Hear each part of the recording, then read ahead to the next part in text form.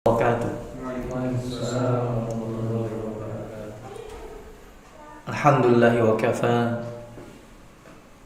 Wassalatu wassalamu ala nabiyil mustafa wa ala alihi wa ashabihi ahli sidqi wal wafa. Amma ba'du. Para jamaah masyaallah muslimin rahimakumullah. Kita bersyukur pada Allah Subhanahu wa taala yang masih memberikan kepada kita taufiknya sehingga kita masih bisa berusaha taat kepada Allah Subhanahu wa taala. Dan ketahuilah bahwasanya di antara ketaatan yang paling besar adalah menuntut ilmu agama.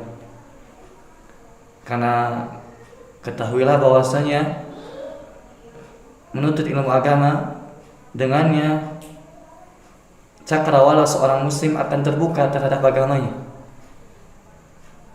Bahkan sebagaimana yang telah kita ketahui bahwasanya inti dari agama adalah tauhid. Akan tetapi Allah Subhanahu wa taala ketika memulai tauhid, pertama kali yang Allah firmankan tentang ilmu, fa'alam annahu la ilaha illallah. Fa'alam, ilmuilah, ketahuilah la ilaha illallah. Tidak ada ilah yang berhak untuk disembah, tidak ada Tuhan yang berhak untuk disembah melainkan Allah Subhanahu wa taala. Lihat, dalam ayat yang mulia ini Allah Subhanahu wa taala memulai tauhid, kalimat yang paling agung, kalimat yang paling mulia, yang mana Allah menciptakan langit dan bumi, menciptakan manusia, tujuannya adalah bertauhid. Allah memulai dengan fa'alam, dengan ilmuilah, ketahuilah. Ini menunjukkan bahwasanya agama Islam dibangun di atas tauhid. Agama Islam dibangun di atas ilmu. Bahkan seperti sholat, kemudian zakat, puasa, haji, semuanya tegak di atas ilmu. Oleh karenanya, hal ini patut kita syukuri. Kita masih bisa berusaha belajar ilmu agama, terlebih kajian rutin. Kajian rutin adalah sesuatu yang mestinya penuntut ilmu lebih semangat terhadapnya. Karena disinilah seorang penuntut ilmu akan kokoh keilmuannya, akan matang keilmuannya. Kenapa? Karena dia tadarruj, bertahap dalam menuntut ilmu. Dia menghatam kitab satu ke kitab yang lainnya terus. Oleh karenanya, di awal majelis ini kita panjatkan puji dan syukur kepada Allah Subhanahu wa taala. Mudah-mudahan apa yang kita berusaha titi ini berupa belajar ilmu agama, mengkaji kitab yang ditulis oleh para ulama, berbuahkan hasil yang baik di dunia ini sebelum kelak di akhirat. Allahumma amin. Baik, jamaah masyaallah muslimin rahimakumullah. Insyaallah pada malam hari ini kita akan meneruskan pembahasan kitab, itu kitab yang ditulis oleh Syekh bin Baz rahimallahu taala, Ad-Durus Al-Muhimmah, pelajaran-pelajaran penting yang disyarah oleh Syekh Abdul Razak hafizallahu taala, yang mana alhamdulillah kita sudah masuk pada pembahasan tentang adab. Yaitu pada malam hari ini kita masuk pembahasan adab terkait safar. Safar adalah bepergian, melakukan perjalanan dari satu tempat ke tempat yang lain.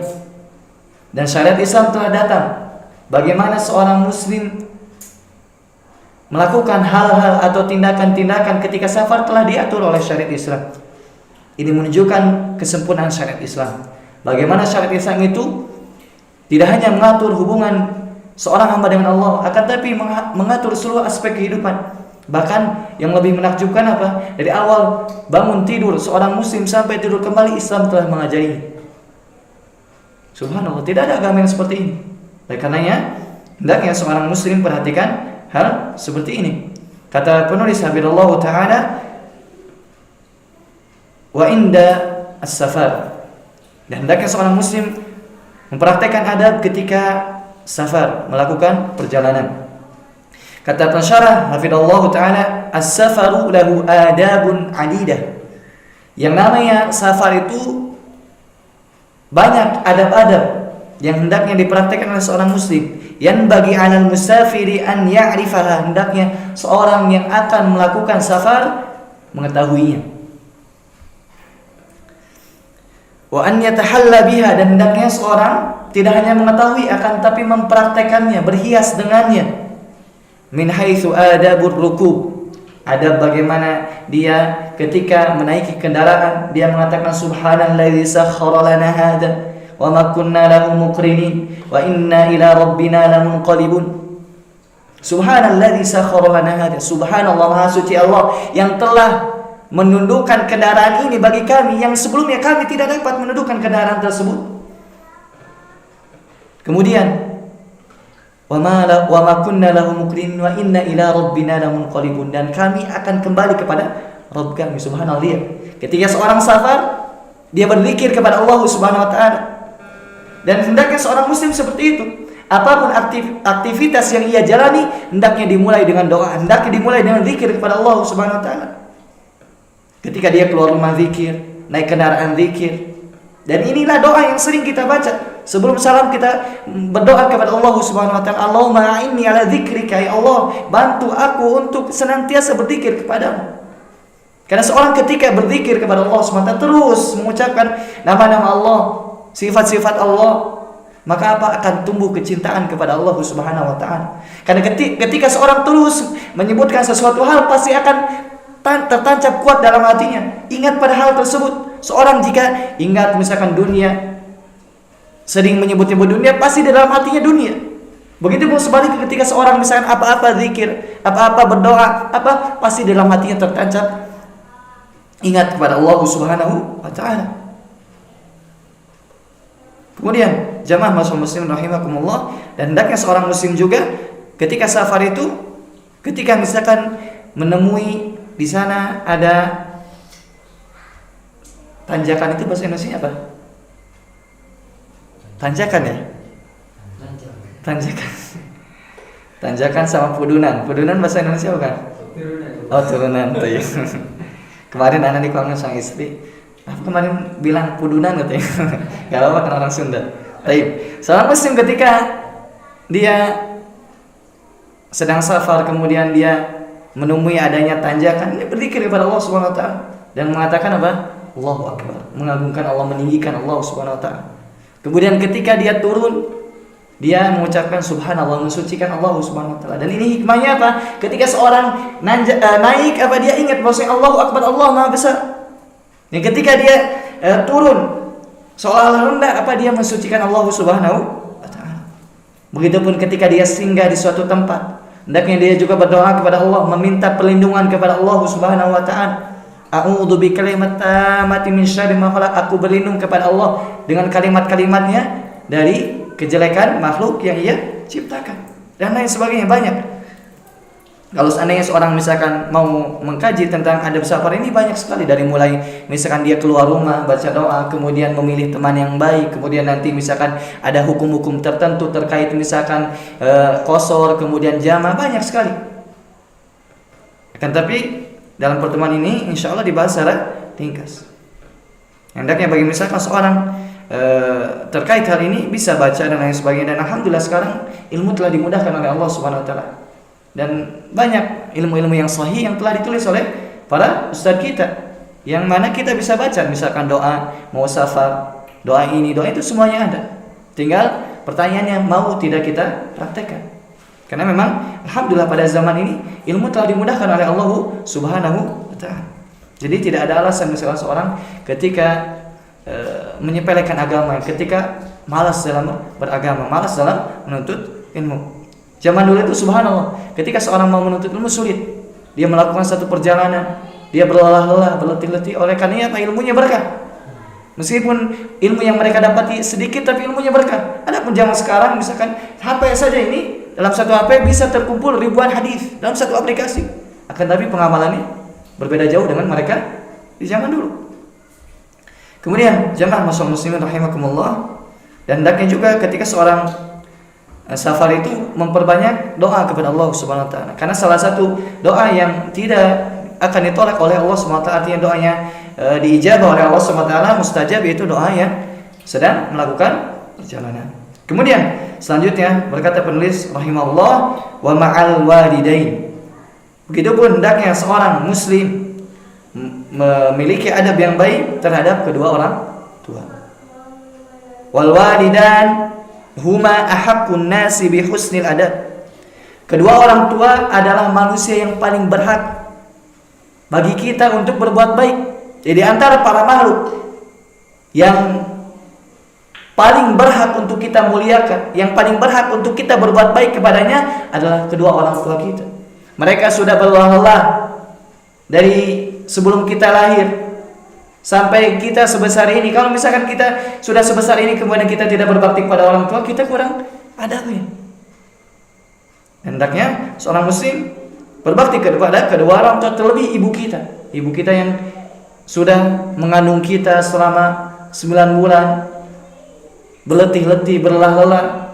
Coba bayangin misalkan, subhanallah, kita seorang suami misalkan, terkadang merenung, kita misalkan angkat barang, misalkan beratnya, ya tidak berat, galon saja misalkan. Ketika kita mengangkatnya misalkan terasa berat. Apalagi ini anak yang ada dalam perut, kemudian wanita itu lemah, beda sama laki-laki. Laki-laki itu kuat, fisiknya kuat, badannya. Akan tapi perempuan yang lemah, coba bayangkan selama 9 bulan mengandung anak-anak kita. Dan ini diantara hal yang menguatkan tali cinta kita kepada istri kita, di mana istri kita melayani kita, kemudian mengandung anak-anak kita, kemudian ketika melahirkan, subhanallah, kalau misalkan kita menyaksikan istri kita melahirkan, luar biasa sakitnya. Adapun kita, masya Allah, ketika misalkan kita kurang baik kepada istri kita,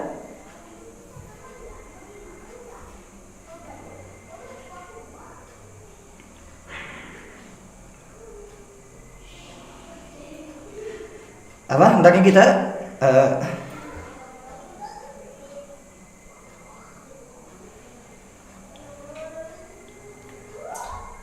berbuat baik pada istri kita. Karena apa? Tadi istri kita melayani kita, kemudian mengurus anak-anak kita dan lain sebagainya. Tapi selanjutnya kata Nabi Muhammad SAW, pernah beliau ditanya oleh sahabatnya. Kata sahabat tersebut bertanya kepada Nabi Muhammad SAW, man ahkun nasi bihusni sahabati. Ya Rasulullah, siapakah manusia yang paling berhak aku berbuat baik kepadanya? Kata beliau sallallahu alaihi wasallam, qala ummuka, ibumu. Kemudian summa man, kemudian siapa lagi? Kata Rasulullah SAW, ummuka, ibumu. Kemudian siapa lagi? Qala ummuka, 3 kali. Jadi hendaknya seorang perhatian masalah ini, hendaknya dia berbuat baik kepada ibunya. Karena Nabi SAW dalam hadis ini menyebutkan ibu 3 kali. Kemudian setelah itu summa abuka, kemudian bapakmu. Karena memang kalau kita misalkan merenung, jasa ibu kita memang besar. Ya tadi sudah disebutkan. Jangan sampai misalkan kita begitu royal kepada teman-teman kita, royal kepada teman kerja misalkan, tapi kepada kedua orang tua begitu kikir. Jangan sampai misalkan kita ngobrol sama orang lain berjam-jam, tapi ngobrol sama orang tua baru beberapa menit saja sudah tidak mau, misalkan sudah ingin menghentikan pembicaraan. Jangan sampai seperti itu. Bagi orang misalkan yang jauh, orang tuanya telepon, tanya kabarnya. Orang tua itu apa? Sebenarnya mereka tidak butuh yang namanya uang dari kita. Karena subhanallah, sebagian orang tua itu ketika dikasih uang tidak mau. Mereka itu apa? Hanya ingin kita datang kepada mereka. Kalau jauh kita telepon mereka. Bahkan ketika misalkan kita berbuat baik kepada mereka dan membuat senang hati mereka, ini mendapatkan pahala di sisi Allah Subhanahu wa taala. Bahkan dalam hadis ini disebutkan apa? Mereka adalah orang yang paling berhak untuk kita berbuat baik. Alhamdulillah. Kemudian jamaah muslimin rahimakumullah, kata penulis hafizallahu taala tersyarah, wa yakfi dalalatan ala idhami hadzal haqqi anna Allah qarana haqqahuma bihaqqihi. Subhanallah. Kata beliau, cukuplah yang menunjukkan agungnya kedudukan kedua orang tua. Allah Subhanahu wa taala menggandengkan hak Allah berupa tauhid dengan hak kedua orang tua. Dan ini bukan pada satu tempat, banyak tempat. Bukan hanya satu tempat Allah menggandakan tauhid dengan berbakti kepada orang tua. Dan terlebih orang tua yang masih ada, manfaatkan. Jangan sampai ketika misalkan mereka meninggal dunia baru kita menyesal. Bahkan salah satu doa yang diijabah oleh Allah Subhanahu wa taala ada doa orang tua kepada anaknya. Mungkin orang tua kita tidak sesoleh orang tua orang lain, mungkin masih ada kekurangan, tapi ketika doa mereka itu paling tulus, tidak ada pamrih. Karena salah satu doa yang paling besar doa orang yang tulus, doa yang mendoakan ketika orang lain tidak tahu. Dan orang tua kita insya Allah seperti itu. Di dalam sholat mereka mendoakan kita, dan hendaknya kita sebagai anak berbakti kepada mereka, doakan mereka. Jika ada uang beri mereka, telepon mereka, kunjungi mereka. Allah Subhanahu wa taala berfirman, wa qad rabbuka alla ta'budu illa iyyah wa bil walidaini ihsan. Dan Rabbmu telah menetapkan. Qada dalam bahasa Arab itu bisa bermakna aujaba, mewajibkan, ausa, mewasiatkan. Yang jelas apa? Allah SWT menetapkan, mewajibkan, mewasiatkan alla ta'budu illa iya. Janganlah engkau menyembah kecuali hanya kepadanya. Ini tauhid. Kemudian setelah itu wabil walidaini ihsana. Dan kepada kedua orang tua berbuat baiklah. Imma yablughanna indaka,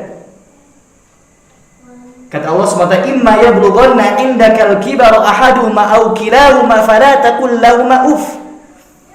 Kata Allah SWT, ketika mereka sampai di sisimu dalam keadaan tua, baik salah satunya atau keduanya, fala taqul lahumā uff, jangan katakan uff, jangan katakan seperti itu. Wala tanharhuma, jangan berbuat jelek kepada mereka, menghardik mereka. Jangankan berbuat jelek, menghardik, mengatakan saja, dilarang oleh Allah Subhanahu wa taala. Wa qul lahumā qawlan karīma, dan ucapkanlah kepada mereka ucapan yang mulia, ucapan yang baik. Bahkan seandainya misalkan orang tua seseorang, misalkan dia orang tuanya misalkan kafir, tidak beriman kepada Allah Subhanahu wa taala, tetap harus berbuat baik. Apalagi jika orang tua kita, dan alhamdulillah orang tua kita muslim, berarti apa? Haknya lebih. Hak orang tua, kemudian hak seorang muslim. Kemudian wakhfid lahumā janāḥadz-dzulli minar rahmah. Dan kepada kedua orang tua hendaknya apa? Bertawadhulah, merendahkan dirilah. Wa qur rabbirhamhumā kamā rabbayānī shaghīran. Dan katakanlah, ya Allah, rahmatilah keduanya sebagaimana mereka telah mendidikku dari kecil. Dan ini hendaknya apa? Kita terus di dalam doa-doa kita, di dalam sujud-sujud kita, hendaknya kita mendoakan kedua orang tua kita. Karena ketika kita berbuat baik kepada orang tua kita, ketika kita terus mendoakan orang tua kita, maka insya Allah anak kita pun seperti itu. Al-jazā'u min jinsil amal. Yang namanya balasan itu sesuai dengan jenis amalan. Jika kita misalkan berusaha berbuat baik kepada kedua orang tua, maka insya Allah anak kita akan berbakti kepada kita. Dan sebaliknya ketika misalkan seorang berbuat durhaka kepada kedua orang tuanya, maka jangan salahkan ketika anaknya durhaka. Dan rata-rata seperti itu. Tidaklah anak itu durhaka kecuali apa? Ayahnya, dia itu durhaka kepada kedua orang tuanya. Oleh karena jika kita ingin anak kita berbakti kepada kita, hendaknya kita berbakti kepada kedua orang tua kita. Kemudian selanjutnya kata penulis rahimahullah, wal aqarib, dan hendaknya seorang muslim juga beradab kepada karib, kerabat. Sebagaimana disebutkan dalam hadis, hal atau orang yang paling pertama kita berbuat baik kepada seorang adalah ibu kita. Birra ummaka wa abaka, berbuat baiklah kepada ibumu, kemudian kepada bapamu, kemudian wa ukhtaka wa akhaka, saudarimu, saudaramu, kemudian summa adnaka, kemudian karib kerabat terus seperti itu. Apalagi misalkan kita punya karib kerabat yang misalkan kurang mampu, mereka lebih berhak untuk kita tolong. Karena ketika kita menolong karib kerabat kita, pahalanya pertama kita menyambung tali silaturahim, dan ini ketika seorang menyambung tali silaturahim apa manfaatnya? Panjang umurnya, diluaskan rezekinya. Kemudian di samping dia mendapatkan pahala menyambung tali silaturahim, dia juga mendapatkan pahala sedekah. Kalau dia bersedekah kepada orang lain, pahala sedekah saja. Apalagi misalkan karib kerabatnya tetangga kita, berarti 3. Apalagi seorang muslim berarti 4. Nah, subhanallah, ini menunjukkan keindahan Islam. Seandainya misalkan setiap muslim mempraktekkan hal ini, pasti orang itu apa? Berbondong-bondong masuk Islam. Adapun misalkan zaman sekarang rata-rata orang memandang Islam itu jelek. Kenapa? Karena memang itu bukan salah siapa? Salah kaum muslimin sendiri. Karena mereka jauh dari agamanya. Oleh karena misalkan tidak salah ketika orang mengatakan kalau mau lihat Islam yang sebenarnya, maka jangan lihat kaum muslim zaman sekarang. Tapi kalau mau lihat Islam yang sesungguhnya, lihat Islamnya para sahabat Nabi Muhammad SAW. Mereka adalah potret orang-orang yang benar-benar mempraktikkan Islam. Dan lihat bagaimana ketika mereka mempraktikkan Islam, dunianya tidak akan tertinggal. Justru apa? Di dalam sejarah yang mampu mengalahkan orang-orang Yahudi, mereka para sahabat. Coba sampai sekarang baca sejarah, siapa yang mampu mengalahkan Yahudi? Sampai sekarang belum ada. Bahkan mereka semakin merajalela. Bahkan disebutkan dalam hadis apa? Kelak yang akan mengalahkan orang-orang Yahudi adalah orang-orang yang mengikuti para sahabat. Begitupun misalkan para sahabat yang berpegang teguh dengan Islam, mereka mampu menaklukkan dunia, bahkan sepertiga dunia ditaklukkan. Subhanallah. Ini menunjukkan apa? Ketika seorang memang praktekkan agamanya dengan benar, mengkaji agamanya, mengamalkan agamanya, pasti apa? Di dunia ini dia bahagia, dan kelak di akhirat lebih bahagia lagi. Kemudian yang namanya berbuat baik kepada karib kerabat tidak terbatas kepada orang-orang yang berbuat baik kepada kita. Jangan sampai kita pilih-pilih. Oh, si fulan misalkan kerabat kita, dia mah jahat kepada kita, jadi kita tidak berbuat baik kepada mereka. Enggak. Justru ketika mereka jahat kepada kita, terus berbuat baik. Barangkali dengan berbuat baiknya kita kepada mereka, mereka sadar, malu. Kita terus berbuat baik, masa mereka terus berbuat buruk kepada kita? Bahkan disebut dalam hadis, ya Rasulullah, aku itu ada karib kerabat yang aku terus berbuat baik kepada dia, akan tapi dia berbuat buruk kepadaku. Salam apa? Harus terus apa? Menyambung tali silaturahim. Bahkan apa? Ini termasuk menyambung tali silaturahim yang sesungguhnya.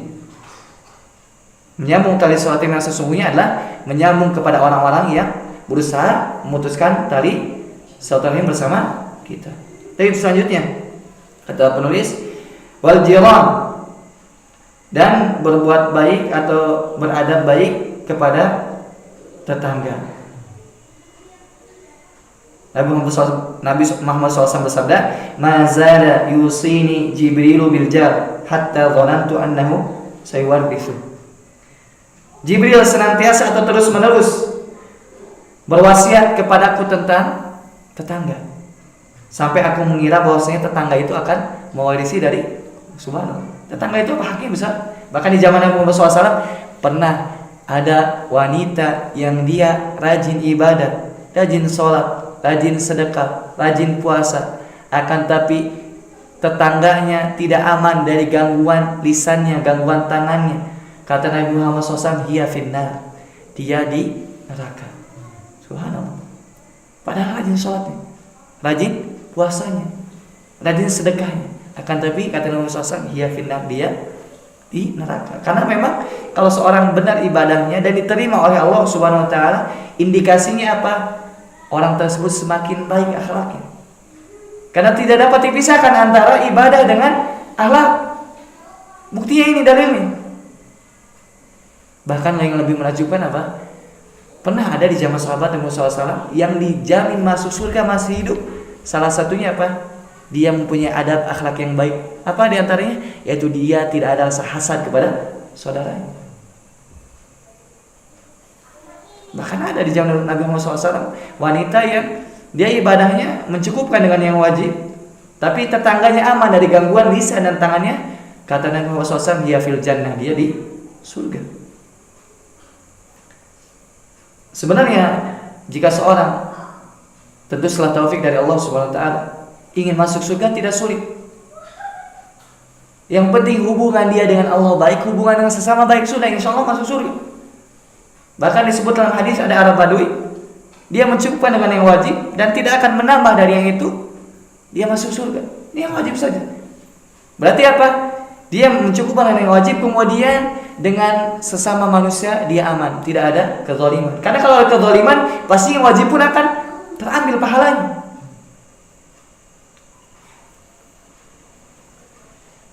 Bahkan Nabi SAW pernah bersabda, "Man kana yu'minu billahi wal yawmil akhir falyukrim jarahu." Barang siapa yang beriman kepada Allah dan hari akhir, hendaknya muliakan tetangga. Subhanallah. Muliakan tetangga dikaitkan dengan beriman kepada Allah dan hari akhir.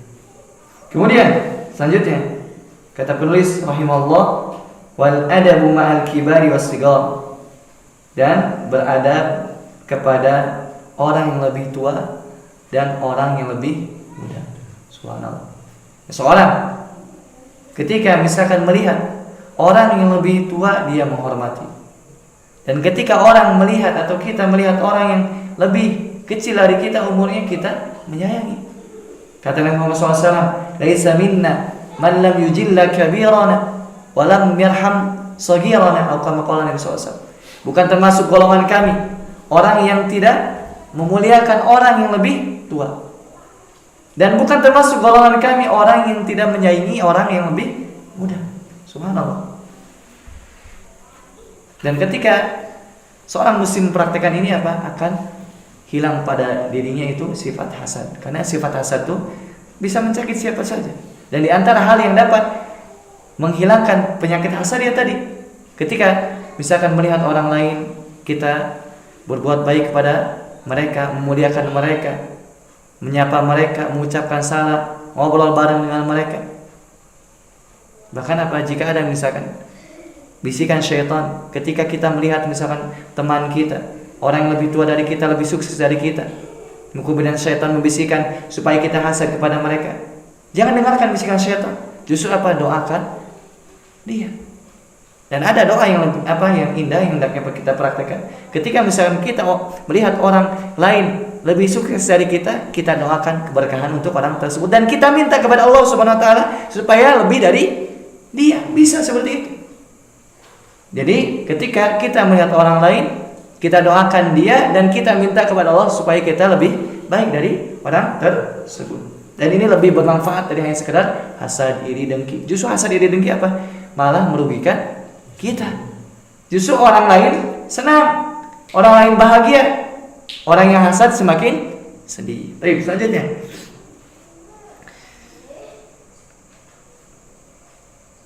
adab terkait mengucapkan selamat kepada orang yang melahirkan. Wa tahni'atu bil maulud, mengucapkan selamat bagi orang yang melahirkan. Dengan cara apa? Dengan cara mendoakan tentunya. Dan di antara doa yang hendaknya kita berikan kepada orang yang baru melahirkan yaitu ja'alahullah mubarakan alaik. Kalau dia laki-laki. Kalau dia perempuan, ja'alahallahu mubarakatan alaik. Mudah-mudahan Allah Subhanahu wa taala menjadikan anakmu itu berkah atasmu. Wa ala ummati Muhammad, dan berkah atas umat Nabi Muhammad. Dan di antara keberkahan itu apa? Jadi membawa kebaikan. Karena di antara makna keberkahan apa? Al khair al katsir ad daim. Kebaikan yang banyak yang terus menerus, ini keberkahan. Nah, seorang yang berkah itu apa? Ketika misalkan dia berada di suatu tempat membawa kebaikan. Dan sebaliknya orang yang tidak berkah itu ketika ada dia di tempat tertentu semakin rusak, semakin kacau. Bahkan Allah Subhanahu wa taala menjadikan Nabi Isa wa ja'alani mubarakan ainama kuntu. Allah menjadikan aku diberkahi dimanapun aku berada. Salah satu tafsirnya adalah yaitu mengajari manusia tentang kebaikan. Subhanallah. Di antara makna keberkahan seperti ini, kita mendoakan orang lain supaya anaknya berkah, maka insya Allah ketika kita nanti mempunyai anak juga kita didoakan oleh orang lain, saling mendoakan. Dan ketika doa ini dijawab oleh Allah Subhanahu wa taala apa? Senang kita, anak kita menjadi soleh, menjadi berkah dimanapun anak kita berada. Kemudian selanjutnya, di antara adab yang hendaknya perhatikan oleh seorang muslim adalah wat-tabrik bizawaj, yaitu mendoakan keberkahan bagi orang yang menikah dengan mengatakan barakallahu lak, semoga Allah memberkahimu. Yang tadi keberkahan itu apa? Kebaikan yang banyak, yang langgeng, yang terus menerus. Ini keberkahan. Keberkahan dalam keluarga apa? Turunnya sakinah, turunnya ketenangan, adanya anak soleh, adanya anak penyejuk mata. Ini keberkahan. Karena ketika anak soleh apa? Al khair kasir ad-daim, terus menerus kebaikan.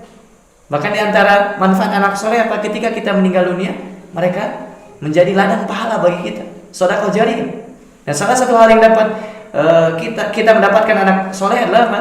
Kita saling mendoakan. Ketika orang lain menikah, kita doakan. Ketika misalkan kita menikah, orang lain mendoakan kita, dan seterusnya. Kemudian wa baraka alaik, dan semoga wanita tersebut yang kau nikahi juga apa? Membawa keberkahan atasmu. Wa jama'a bainakuma fil khair fi khair. Dan semoga Allah menggabungkan kalian berdua dalam kebaikan. Baik, selanjutnya wa ta'ziyatu fil musab, yaitu ta'ziyah berbela sungkawa ketika orang lain mendapatkan musibah, dengan cara misalkan mengunjungi, kemudian memberikan hiburan.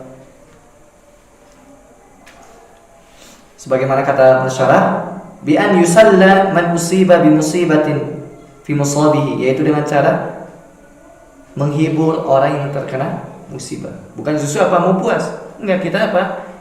Ketika melihat saudara kita misalkan kena musibah apa? Hendaknya kita menghibur mereka, mengingatkan kepada mereka tentang pahala yang Allah sediakan bagi orang-orang yang terkena musibah dan lain sebagainya. Kata Nabi SAW, lillahi ma akhadha, milik Allah apa yang ia ambil. Jadi apapun yang Allah ambil, misalkan seorang ditinggal oleh orang yang ia kasihi, ditinggal mati misalkan, lillahi ma akhadha, milik Allah apa yang ia ambil. Walahu ma a'ta, dan milik Allah apa yang ia beri. Jadi apapun yang Allah beri, apapun yang Allah ambil, itu milik Allah Subhanahu wa taala. Oleh karenanya doa yang kita panjatkan ketika kita terkena musibah, inna lillah, kita itu milik Allah, wa inna ilaihi raji'un, dan kita akan kembali kepada Allah Subhanahu wa taala.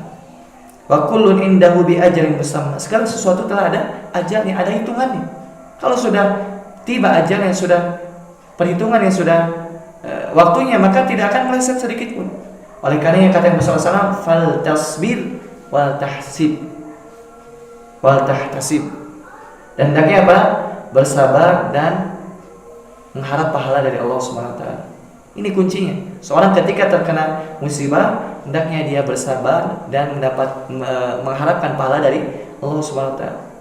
Ketika seorang misalkan mendapatkan musibah, kemudian dia berusaha sabar, kemudian dia juga mengharap pahala dari Allah Subhanahu wa taala, terasa ringan musibah tersebut. Kenapa? Karena dia ingat pahala yang Allah sediakan lebih besar daripada musibah yang ia rasakan. Bahkan Allah SWT mengatakan, innama yuwaffas sabiruna ajrahum bighairi hisab, hanya saja orang yang disempurnakan pahalanya adalah orang yang sabar. Ya, orang yang sabar itu apa? Pahalanya tanpa batas. Ini menunjukkan sabar itu tanpa ada batas, sebagaimana pahalanya tidak ada batasan. Kemudian sedikit lagi insyaallah, qala rahimahullah, berkata penulis, wa ghairu dzalika min al-adabil islamiyyah fil labsi wal khal'i wal imti'an, dan selainnya dari adab-adab Islam seperti adab ketika memakai pakaian kemudian melepaskannya, dan adab ketika memakai sendal. Begitupun adab ketika mendapatkan pakaian yang baru. Allahumma lakal hamdu anta kasawtani, ya Allah segala puji bagimu, engkau lah yang memberikan pakaian kepadaku. As'aluka min khairihi wa khairi ma suni'a lahu, aku meminta kebaikan dari pakaian ini dan kebaikan apa yang kau buat dari pakaian tersebut. Wa a'udzubika min syarrihi wa syarri ma suni'a lahu, dan aku berlindung dari keburukan ini, keburukan pakaian engkau buat. Karena bisa jadi seorang memakai pakaian ada keburukan di dalamnya. Contohnya apa? Dengan memakai pakaian dia sombong misalnya, dia merasa berbeda dengan orang lain, merasa tinggi, ini keburukan. Di antara kebaikan pakaian apa? Menutup aurat, kemudian berhias ketika masjid dan lain sebagainya. Kemudian di antara sunnah ketika memakai pakaian juga hendaknya memulai dengan sebelah kanan. Begitupun sendal memulai dengan sebelah kanan kemudian melepaskan dengan sebelah kiri. Wa inayatul muslim bihadhihi al-adab wa tahallihi biha mimma dzakarahu Allah rahimallah aw lam yadhkuruhu yu'addu min jamal muslim wa kamali. Dan perhatian seorang muslim terhadap adab-adab yang beliau sebutkan ini penulis Syekh bin Baz rahimahullah, dan apa-apa atau adab-adab yang tidak beliau sebutkan ini dianggap atau akan menambah keindahan seorang muslim dan kesempurnaan. Jadi dengan adab ini akan nampak kesempurnaan seorang muslim. Kalau nggak salah Ibnu Qayyim pernah membuat perumpamaan, adab itu ibarat pagar. Adab itu ibarat pagar. Dan akidah ibarat isi dari rumah. Seorang pencuri ketika ingin mengambil isi dari rumah tentu dia harus melewati pagar dulu. Nah begitu pun syaitan ketika dia ingin merusak akidah seorang mesti dia merusak adab terlebih dahulu. Sebagaimana tadi pagar, seorang pencuri tidak bisa masuk ke dalam isi rumah kecuali harus melewati pagar. Nah adab ini ibarat pagar yang menjadi tameng seorang. Ketika misalkan setan menggoda, dia tidak bisa langsung menggoda isi rumah, menggoda akidah, tapi menggoda adab terlebih dahulu. Oleh karena orang yang adabnya kecil, adabnya rendah, gampang dimasuki oleh setan terkait akidahnya. Bisa dipahami perumpamaannya? Ini perumpamaannya yang bagus yang disampaikan oleh Ibnu Qayyim al-Masalah. Kemudian beliau pensyarah hafizallahu taala Syekh Abdul Razak menutup pembahasan adab ini dengan perkataan beliau, wal yasta'inul muslim fi tahalli bihadhihi al-adab bi rabbi jalla wa ala bi su'ali husnah. Dan hendaknya seorang muslim ketika dia ingin mempraktekkan adab-adab ini, dia meminta kepada Allah Subhanahu wa taala. Karena yang namanya mempraktekkan adab mungkin sebagian orang menganggap apa ini adab, atau sebagian orang menganggap berat. Nah, seorang muslim hendaknya ketika ingin mempraktekkan adab tersebut minta kepada Allah Subhanahu wa taala. Karena kalau bukan taufik dari Allah, mustahil seorang bisa praktek. Entah itu masalah adab, ibadah, akhlak, muamalah dan lain sebagainya.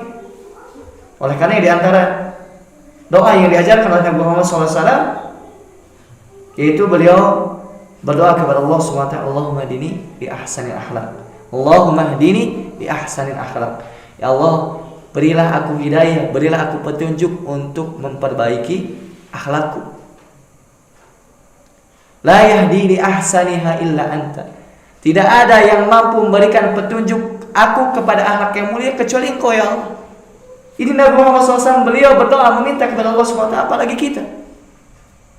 Kemudian wasrif anni sayyi'aha, dan palingkan dariku kejelekan akhlak.